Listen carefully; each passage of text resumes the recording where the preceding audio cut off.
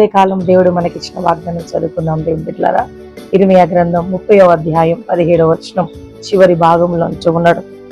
అయితే నేను నీకు ఆరోగ్యమును కలుగజేసేదనని నీ గాయములను మాన్పేదను, ఇదే యెహోవా వాక్కు.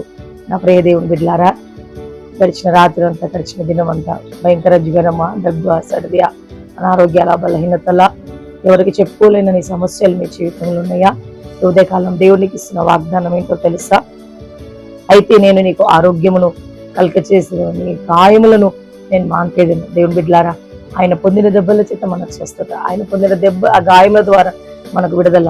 ఏ బలహీనత, ఏ అనారోగ్యంతో ఉంటూ ఉన్నాం, ఈ వాగ్దానం వింటున్న నీవు దేవుడు సంపూర్ణమైన స్వస్థత, సంపూర్ణమైన ఆరోగ్యమును, ఆయుష్ను దేవుడి వాగ్దానం ద్వారా నీకు ఇవ్వబోతుండు.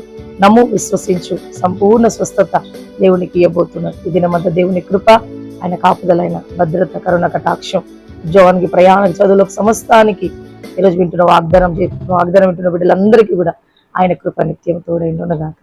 క్రైస్తవ